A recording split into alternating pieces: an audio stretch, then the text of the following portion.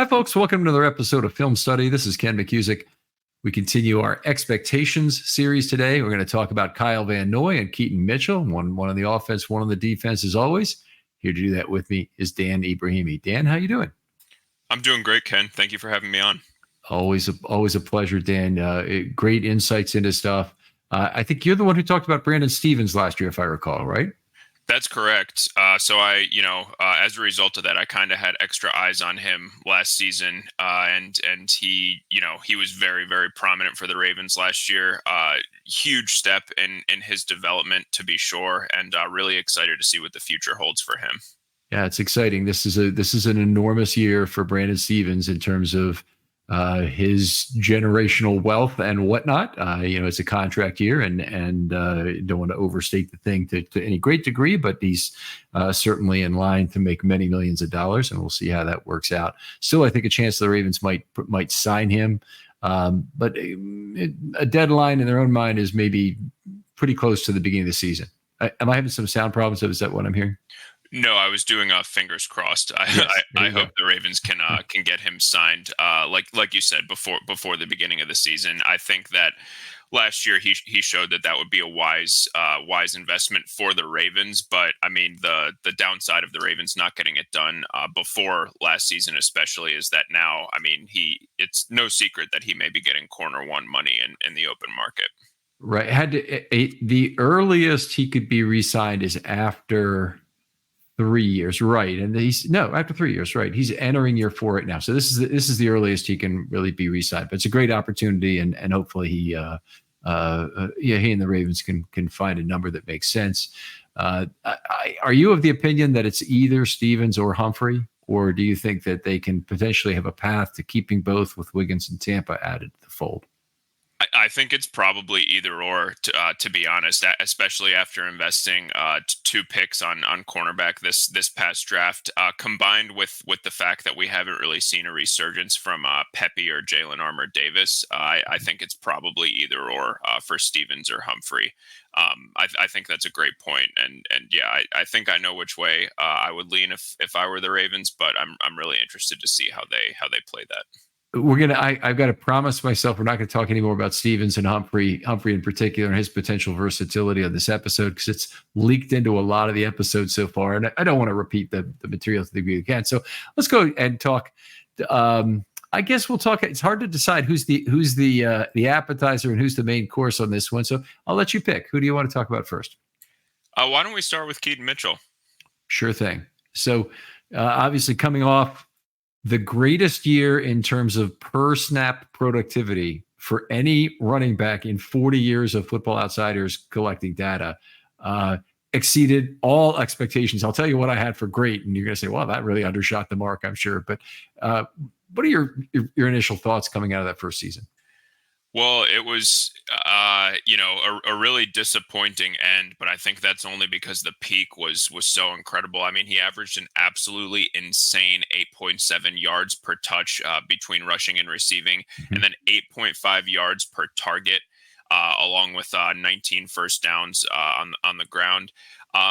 Ken, my honest thought about Mitchell is, I really think that down the stretch with those extra 4 games after getting hurt in the Jacksonville game just before Christmas, I really think that he would have integrated himself further into the Ravens passing game. He was starting to do that with 9 catches for 93 yards, but I really think that the arrow was pointing up there. Oh, I mean, anytime a running back hammers it for 9.3 yards per target, it's very unusual. Just extraordinary, elusive player.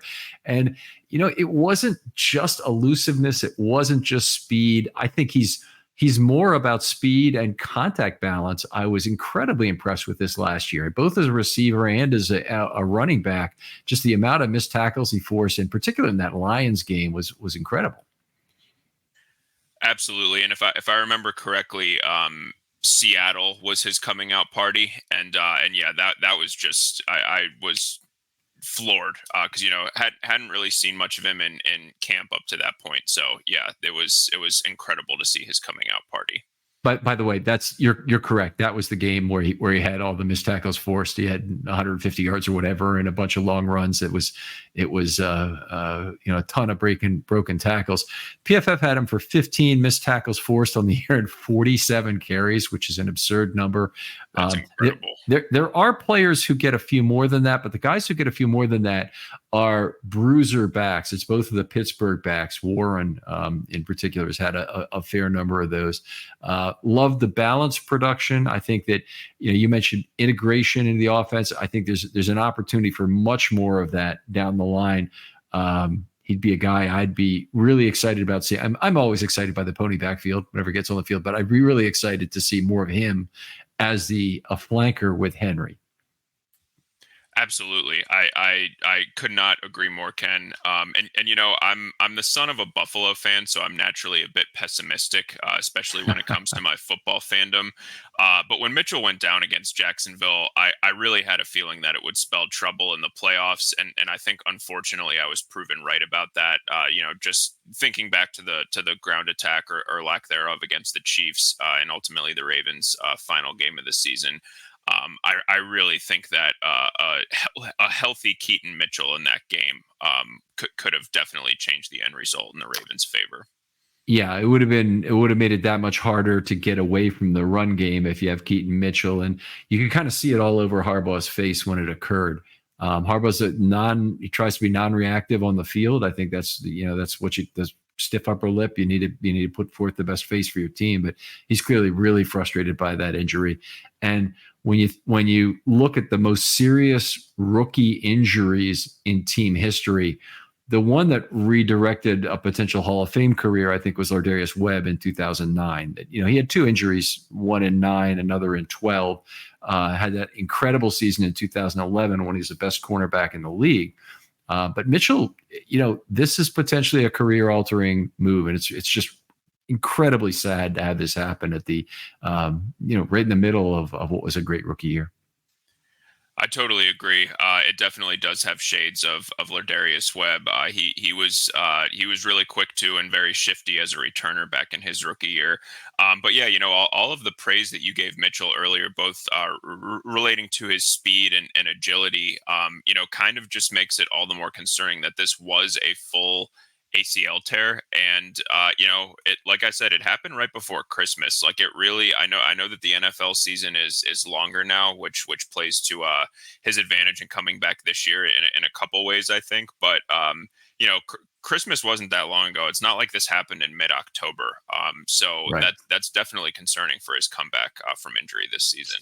So Harbaugh has already spoken to it, talked about not likely being ready for the start of training camp, and I think also the start of the regular season. So what is your expectation for how much he might get on the field this year? So I'm going to be honest, Ken, the more that I thought about this, I think my expectations and hopes for Mitchell kind of lie more in 2025 than 2024 at this point.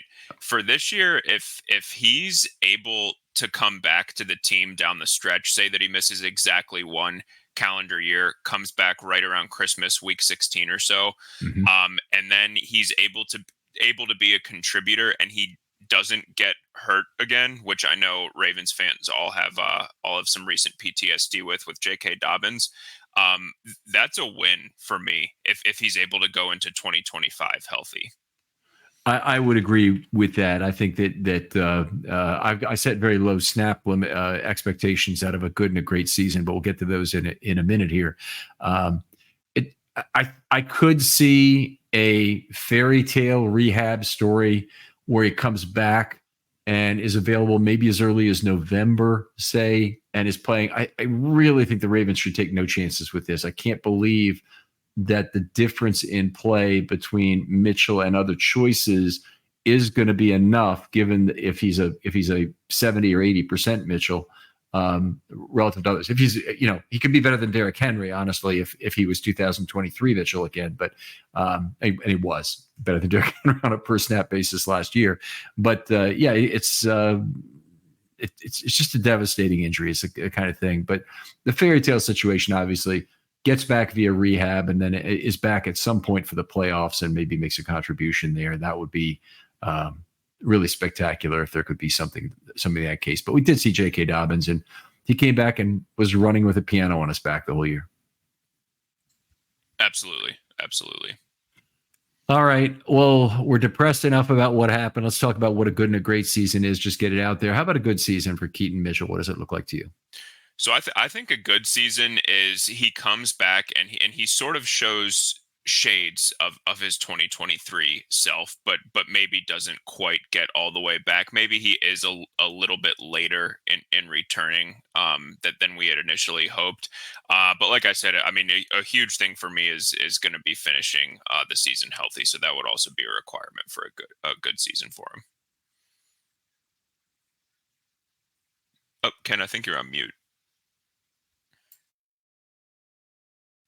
It wouldn't be a show if that didn't happen. Okay, I'll just read you mine. Rehab remains on track without setback. That's important, or need for a cleanup procedure. Now, it frequently happens with knee injuries and whatnot, so hopefully there isn't one of those. He takes 1 or 2 spots have been added by the league rule for players to start the season injured, return to IR.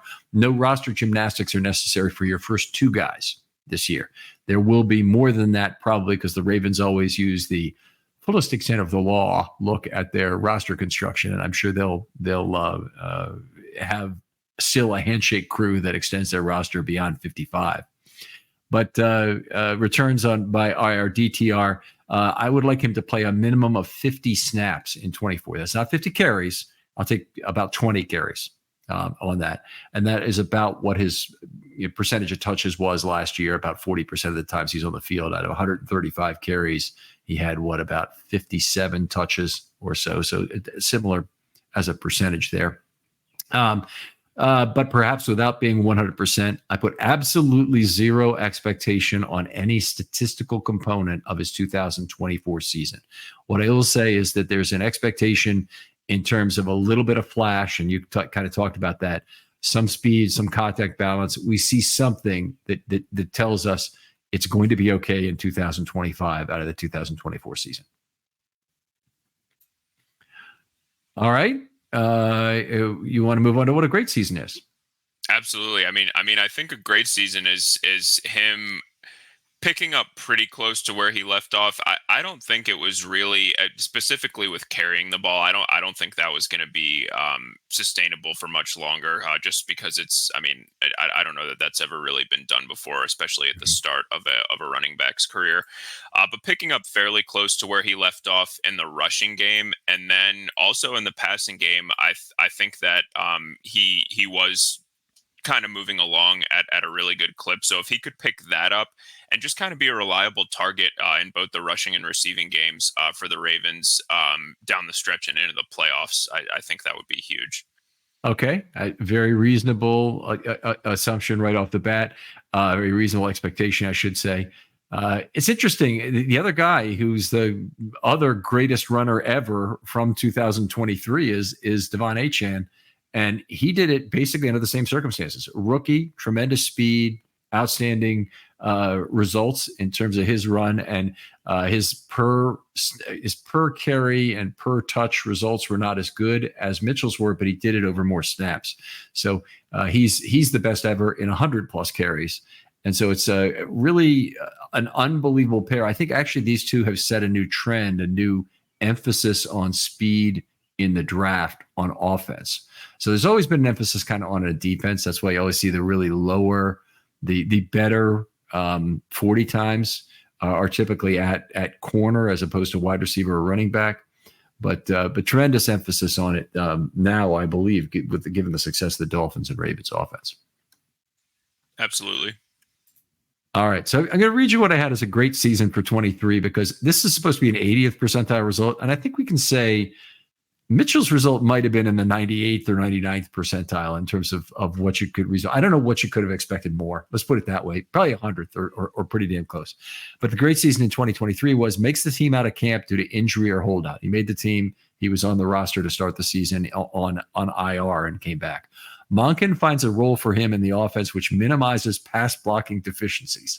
He becomes an exciting player in the mold of Joe Washington or Dave Meggett that contributes both as a runner and receiver, 100+ snaps. Pretty much nailed that so far ahead of that actually makes a great season look kind of foolish. But unbelievable UDFA pickup. For sure. And just kind of building on that a little bit, Ken, it really does kind of highlight that the final round and UDFA class of the Ravens 2023 draft could potentially be the best in team history, considering how they moved up to grab Voorhees. Obviously we're waiting to see what he does this year in camp and beyond, but a potential starter at guard and then Keaton Mitchell. I mean, that's incredible. Yeah, it really is. They've had some great UDFAs over the years with, Michael Pierce and Patrick Ricard and players like that who had a long-term impact. But Pro Bowlers are on the verge, and he's going to be one of the great ones if he can come back from this injury. And I also, Voorhees. I guess you'd say the same thing. He could potentially be a great one if he can come back from the injury, but he will get the opportunity. He's in as good a developmental spot as you can have, and he's coming into that position with grown man strength and 4 years of team control remaining. So it's a very exciting prospect for Voorhees. I certainly hope he doesn't find a way to lose the starting job or get hurt in some way that causes him to lose the starting job in the preseason. That would just be incredibly disappointing at this point. Agreed. I mean, I think it would probably mean that Ben Cleveland took a massive step forward, and we've been waiting for several years for that to happen, and it hasn't yet. So there's room for both of them to play. I mean, I think part of the stall on giving Cleveland a job, and they played him a little bit over the years, is that they had Zeitler at right guard, and they really thought that he was a guy who would come in and replace Zeitler. Normally, those contracts for offensive linemen in their 30s don't get played out. Zeitler was a rare one where not only did he get played out, the Ravens, considered extending him and whatnot, but they finally given the job to Cleveland. So I think Cleveland has got it. I think it makes too much sense in regard to his size next to Linderbaum really being a good complement for each other. You got some quickness, you got some ability to get to level 2. You got a guy who can certifiably finish a block in the run game if you tee it up for him properly. And I think you get the right combination of movement and displacement that you want from those two positions. All right, I'll talk about a great season for Keaton Mitchell because we're getting hung up in the middle of this. I apologize. I'd say he returns at midseason, ramps up over 100 to 250 snaps and 50 to 75 carries. That's very aggressive, I know. Is a useful change of pace to Henry for 2024 and contributes to the Ravens' stretch drive with both spelling Henry and pony snaps. Most of what he was as a rookie is again on display just for a limited number of snaps. Path to 2025 full return suffers no setbacks. That'd be great. Yeah, that's definitely a great season if that can happen. Yeah. I think everybody sign up for that right now. To me, it's probably more than an 80th percentile after we've been chewing it back and forth, but I'll stick with it. I don't think it's too important to hit exactly on that percentile. It's notional in nature anyway. Let's move on and talk a little bit about Kyle Van Noy. Very pleasant free agency surprise, something the Ravens had a lot of in 2023. For sure. I believe he signed with the Ravens after week 2 or 3, and then after week 3, yeah, and then so he played 14 games. Van Noy, one thing that sometimes people forget, I think, is how good he's been at staying healthy in his career. Mm-hmm. He's played at least 13 games in every year since his rookie season back in 2014. So I think that definitely factored into the Ravens' risk profile when it came to signing a 33-year-old pass rusher to a 2-year deal. Yeah, I mean, it definitely is. It's very late to be signing a guy for a 2-year deal, but the contract, I think it's balanced in terms of risk. Essentially, they're signing him the 2024 season. He's going to get paid $5.25 million for playing that. That's a combination of his signing bonus plus his salary for this year. Then the Ravens have a team option for a second year at $3.75 million, which it's still, to my way of thinking, at the high end of the bargain bin of edge rushers. Now, you can get a lot of guys at this age. There are a lot of guys available who've been decent edge rushers in the past, and the Ravens have proven very good at selecting ones who have really had some juice left to provide something. But I think in Van Noy's case, there could be a risk that he would retire before the second year and that the Ravens don't realize that the value of his 3.75 million. But on the other hand, it could be a case where he can threaten to retire, but he doesn't have a lot of leg to stand on, because if he played well in 2024, he should want to continue in 25. And I think the Ravens would want him to as well.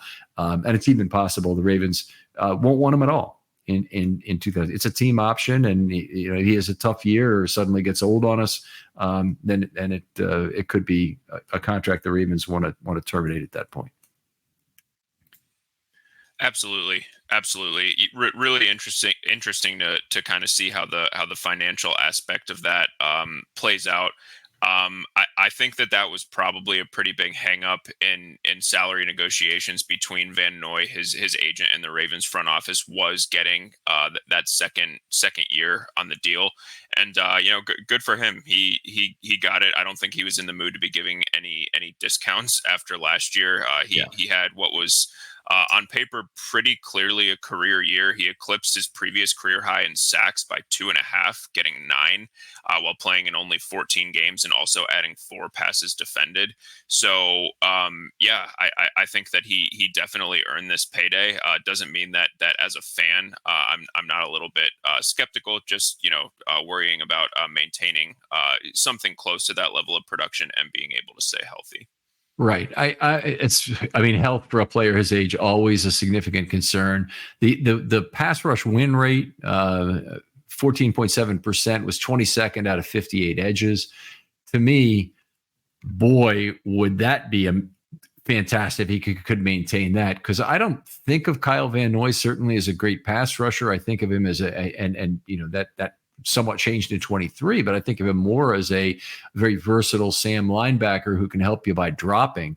That was actually a surprise, something he did surprisingly little last year. Where do I have his coverage snaps in here? I know I had that here. Yeah, career low. Only 9.4% of pass plays did he drop to coverage. So while I had some passes defensed, I thought some of that, he's obviously batting balls at the line of scrimmage, which is nice. Good anticipation there. He also had at least one, he might have had more than one, on screen plays where the ball was going outside and he knocked it down. I really like to see that. Crafty veteran player. And in terms of skills, he's still got a great spin move. Absolutely. I mean, last year he really showed that he has a lot left in the tank. I know that before last year, and I think it was he was with the Chargers for a year, and then I think he was back with New England in 21 and maybe Detroit in 22. And none of that, especially in 22, really seemed to be going that well. And he really showed that he had a lot left to give. I think that resurgence last year, especially for maybe Patriots fans who had followed his career extremely closely, was a pleasant surprise. Right. Interesting situation, because his birthday, there are conflicting reports on what it is. There's a year difference in this, and that has come up for various players. And Oriole fans will remember Miguel Tejada suddenly admitting he's 2 years older than he said when he came to the team, and how frustrating that was. There've been a lot of players, by the way, from the Dominican Republic that's been the case for. The scouts down there understood the game of trying to sell their players as younger than what they were, and they've now got actually very strict controls on that. I don't know how you get a year difference from Van Noy, and it's probably just a PFF error that they have him as born in 2000 as opposed to 1990 as opposed to 1991. And I believe, because I've seen it from multiple sources, the 91 is probably correct. That was what I was going off of. I had no idea that there was a discrepancy there. Yeah, definitely flashbacks to Miguel Tejada on that one. The other guy, you want to go back a few years. I remember in a Stratomatic baseball league I was in, Junior Felix was available for draft, and Junior Felix was supposed to be 19 or 20 when he came up. And I actually sat next to some Dominicans for a game, and they said, no, my uncle played with Junior Felix. He's like 24 or something. And the scale on which people were willing to be dishonest about their age was so great at that time. It's actually kind of funny but anyway, it was what it was. Junior Felix didn't have much of a career, but you can look him up if you want to on baseballreference.com. I guess one of the questions about Van Noy, though, getting back to him, is he certainly benefited from playing inside a great outside linebacker rotation, with the other two, Owe and Clowney, being genuine high pressure generators, and also with a great set of interior pass rushers. Is it reasonable to expect Van Noy, with the combination of age and the guys maybe around him not being quite as good with the departure of Clowney, or potentially the play on the interior not being as high? I mean, that's a risk as well, to repeat many of his statistical benchmarks from 23. Well, Ken, I know that you've said this quite a few times, but last season was pretty much a perfect scenario for the Ravens' defensive front, specifically the interior defensive line, just as far as staying healthy and overall performance. And I don't know that anybody really benefited more from that than Kyle Van Noy, except for obviously Jadeveon Clowney, who used it to cash in with Carolina. I think that there is definitely kind of some concern there. Van Noy definitely seemed to benefit a lot from the performances around him, like you just mentioned. So, I think that maintaining close to that as far as the defensive line and outside linebackers go is going to be crucial. I think that the Ravens, I think it would be interesting to know how the negotiations went with Clowney, but I think the fact that they let him go, I know he's 2 years younger than Van Noy. He hasn't been able to stay nearly as healthy, but I think that they're really hoping that that Ojabo can come up in his place and kind of maintain some of that production, because it seemed to kind of be the engine of the defense in a lot of ways.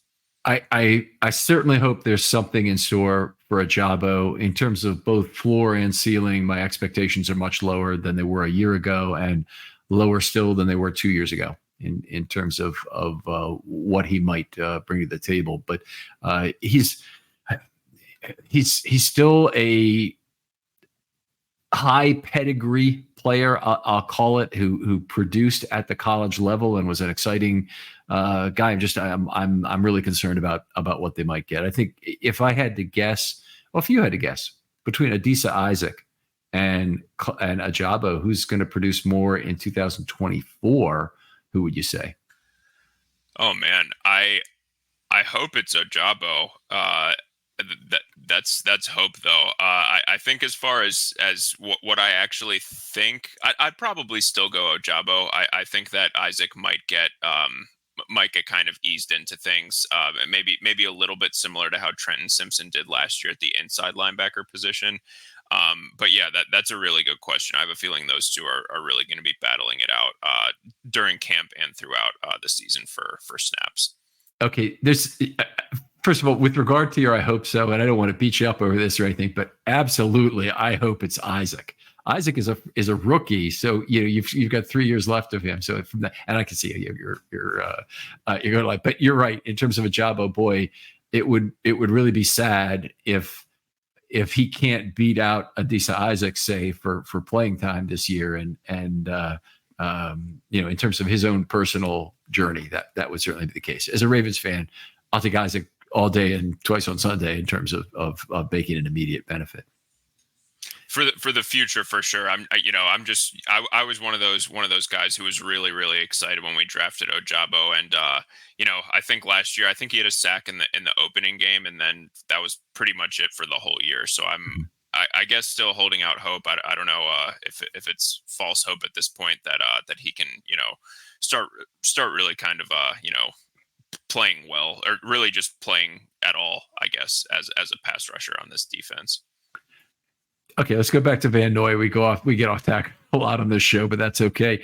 How about the impact of Chuck Smith? Now, you have the entire defense obviously having a great year. McDonald got a lot of the credit, and I think he deserves it in terms of setting up a lot of the coverage on the back end to allow the pass rush additional time to get pressures, to get second chance opportunities on sacks that they really delivered on. But how do you see Chuck Smith's role in all this? I think it's absolutely crucial for both Van Noy kind of maintaining this production, towards what we can probably safely assume is the twilight of his career, as well as developing the young guys and really just kind of continuing at that clip. If I'm not mistaken, Chuck Smith, before he joined the Ravens staff, had worked in private coaching with Justin Houston, and I think I think that the clip Houston was moving at when the Ravens had him for those 2 years before this past one, I think that was something like that would be ideal for Van Noy. Yeah. All right. And there's two things I really liked about the presence of Chuck Smith. The first is that he gets to work with some of the young guys, Ajabo and Isaac in particular, but Tavius Robinson. Maybe let's get him a little involved in the pass rush and give him better chances for Sunday activations, which are not a sure thing for a couple of guys near the bottom of the OLB group. There really wasn't room for another body in that OLB group, given the fact they really have 6 guys now, and he probably at least dress 5 on game day. And, to be honest about it, the Ravens don't really rush. They don't use the rush nickel very much anymore, or the race car, because they have such quality interior pass rushers they want to keep on the field.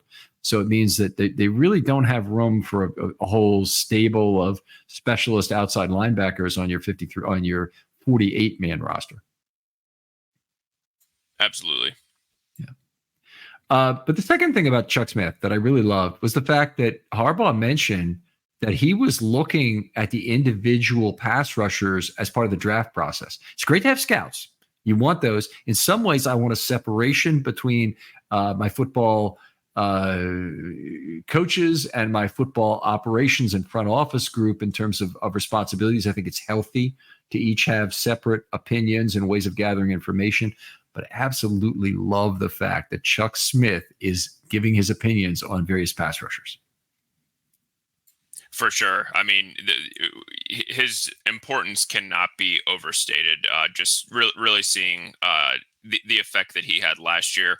We've been waiting for a year like that from Ravens outside linebackers rushing the passer for quite some time, and then last year it obviously just arrived very quickly, but it was great. Now you're the Baltimore Ravens, and I think you're Steve Bisciotti in this scenario I'm going to paint here. But is this an opportunity to allow Harbaugh, give him some extra dollars, tell him what you want in terms of leveraging the position of the franchise right now, which is obviously at a consistently one of the best franchises in the NFL, whatever you want to say about Lamar Jackson's playoff performance. And I know you're not one of those, but there's a whole lot of people out there who are whiners. But the Ravens have consistently been one of the best franchises. They've also been one of the places where the coaches are hired and then they move elsewhere. You look at the whole set of defensive coordinators moved on to head coaching roles, the whole other more junior people who've moved on to defensive coordinator roles. Is this a point where Harbaugh and Bisciotti should be sitting down and saying, look, John, you've done a wonderful job on hiring assistant coaches. I'm giving you extra money this year, but I want you to approach it from a standpoint of go out to these guys and sell them on the opportunity before you have to lay into the money component of it, and see if you can build a superstar squad across. And if we lose 6 of them next year, no big deal. We'll replace them again. Yeah, I mean, I think so. I don't have as much money as Steve Bisciotti, so I don't know that I have the standing to say that. But yeah, especially after last year, specifically on the defensive side of the ball. I mean, in my opinion, that was a total all-star coaching staff, and I think Harbaugh has absolutely earned the right to go out and try to rebuild that again. And I think giving him some extra money to do so would be a fantastic idea. I have to imagine that the Ravens are a premier destination across the league for defensive assistants after last year. Mm-hmm. There were, obviously the one big promotion with McDonald, but then, also a lot of lateral movement too, specifically with Anthony Weaver going to was it Jacksonville or Miami, and kind of bringing some guys along with him. So yeah, I think selling the opportunity before getting into dollars would be good. But then I think, when it comes to giving out more dollars in those contracts of defensive assistants, I think Harbaugh has absolutely earned that right. Okay. All right, I think. Well, let's get back to Van Noy and what would constitute for you a good season for him. So I would say a good season. Probably that he again plays about 14 games. That would be if he's on the team for the whole year. I think that would be right around where we're expecting him, where that baseline would be. I think the pass rush win rate that you had mentioned earlier, I think that probably drops a little bit along with total sacks. And then I would also need to see a little bit more out of him in the playoffs. He didn't really have the best game against Houston. He didn't really have a good game against the Chiefs either. I think he had one big stop on Pacheco on a 3rd and long. And then obviously he had the unnecessary roughness penalty that helped the Chiefs get into field goal range to close down the first half and score what turned out to be their final points of the game. So postseason performance would be either way is going to be a pretty big judgment factor for me for Van Noy this year. Some really good points there. I appreciate that. And I think you're right about the drop in productivity. I'll just read you mine. Active for 13 plus games and loses minimally to Father Time, but production falls back to the pre-2023 level with approximately 5 sacks. And more importantly, this is much more important, that he has that good pyramid of supporting pressures. There are some players on the Ravens who benefited from the fact that pressure was coming from everywhere last year and had great sack totals. And Matabike is really the best example, but Van Noy also, without really having as big a pyramid of pressures as you would normally have. So some pressures, some quarterback hits. I think Van Noy might have only had 2 quarterback hits last year that weren't sacks. So that's a little unusual to be that low. I expect him to cede more of the run defense role to other outside linebackers this year. So I'd expect his projected snaps. So this would be if he played all 17 games, he'd be around 550 snaps, or he'll play about 32 per regular season game where he's active. And most important thing for just a good season for him, not a great season, is that the Ravens' overall pass rush takes only a minimal step backward post Clowney. Now that depends on all 11 defenders. It doesn't just depend on Clowney or the outside linebackers or even all the guys who are rushing the passer. It depends on the secondary, holding up their end of the bargain. It depends on scheme holding up and being confusing to opposing offensive coordinators. So it's a big ask, and it's kind of a little unfair to put in Kyle Van Noy's category. But if the other things fall into place and the pass rush doesn't fall off too much, and maybe I'm talking about high 40s in terms of sacks for this year for the Ravens instead of 60 last year, 60 or 61, whichever they had, a drop to into 48 range or something would be okay. I don't want to see him drop off to 35. Absolutely. Yeah. Maintaining the overall level of team production is huge. And we had a couple lean years in terms of overall team sacks, and really hoping to not get back down to that 30, 35, 40 range. All right. Talk about what a great season looks like for Van Noy. I think a great season means that he kind of continues trending upward. I'm not totally expecting that to happen, but with 9 sacks last year, I would say eclipsing that and getting to double digits would be pretty significant, and then continuing.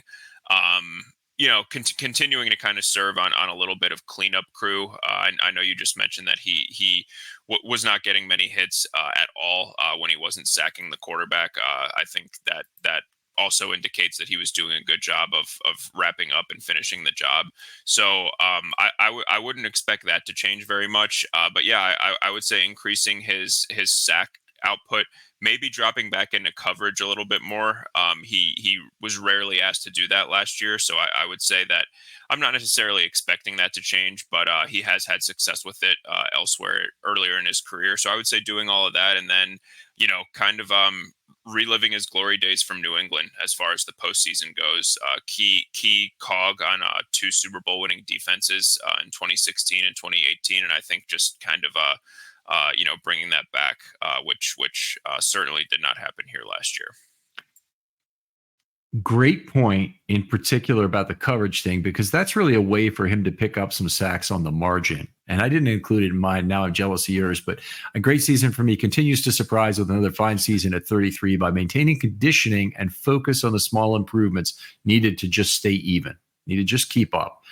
The pressure pyramid is larger than with good, but I still think that pressure pyramid means, by the way, when I talk about the pressure pyramid, let me just take a second to talk about this, because I think I get the sense you completely understand it, Dan, but I want to see a large number of pressures that are not quarterback hits, then a good number of quarterback hits that are not sacks, then a relatively a number of sacks that makes sense given those quarterback hits and pressures. A really thin, vertical kind of a pyramid is generally not sustainable. So you need to have more pressures in order to hopefully generate some of those sacks that come as the fruits of those. But that's what I'm talking about when I talk about the pyramid. So in this case, I'm talking his pressure pyramid is larger. I still think he comes down from 9 sacks, even in a great year where I'd tag it at the 80th percentile. I think if he could get 7 sacks, I think that could easily be a great year with a good pressure pyramid that's helping a lot of people. Your comment about dropping the coverage is great, because he can create opportunities for other players by providing pass rush flexibility, or grew up in a system that had a fair amount of that and has been a DC, an assistant coach in that situation for several years. So hopefully he's a player who sees the value of dropping the outside linebacker and what players like Tyus Bowser could do for the Ravens when they were healthy. I think that run defense from Van Noy, I want to say it's good enough that they don't have to take him off the field on early downs. So in the good level, I'm having him cede a lot of that run responsibility. In the great level, I'm saying he can play more projected snaps, and maybe 650 to 700, which would be an increase to about 40 per game over 17 games. And the last thing about this is, whatever he does in this year, if he has a great season, there's no remaining question about the value of his 2025 contract. Absolutely. Bringing him back for 2025 would absolutely be part of a great season. I totally agree. All right. Outstanding stuff. Dan, always a pleasure talking football with you. Tough folks. I mean, I know you don't do a podcast, but you have terrific knowledge. Every series I have, I include you in, and sometimes more than once. And I know you like to do a lot of the historical pods and whatnot. But tell folks where they can talk football with you online. Absolutely. Really appreciate the kind words, Ken. I love coming on your show. It's by far my favorite Ravens podcast. No disrespect to anybody else, but I'm on Twitter at Dre. That's DRE8820. If anyone has any segments they want to discuss, feel free to reach out. All right. Outstanding. Other folks out there, if you'd like to be on a film study short, just hit me up. The Expectation series is now fully subscribed, but the Recollection series, still got time for those until training camp begins, and love to hear from you about a player you'd like to talk about. By now, you will have seen that James Hurst, Recollections of James Hurst, has already come out, and there'll be Recollections of Kyle Bowler coming soon. So it doesn't necessarily have to be a player where all the memories are positive, just a player that you have some memories of and you'd like to talk about. And, James Hurst in a lot of ways is a misunderstood player, a player who became better over the course of his career and really had a very fine run with the Saints after he left with the Ravens. But it's an interesting discussion having that with Miggy Duran, and I appreciate him coming on the show. But if you have that, just reserve your player by just DMing me. They're always open, and I'll contact you and talk about when we can schedule the show. Dan, thanks again for coming on. Thank you for having me, Ken. And we'll talk to you next time on Film Study.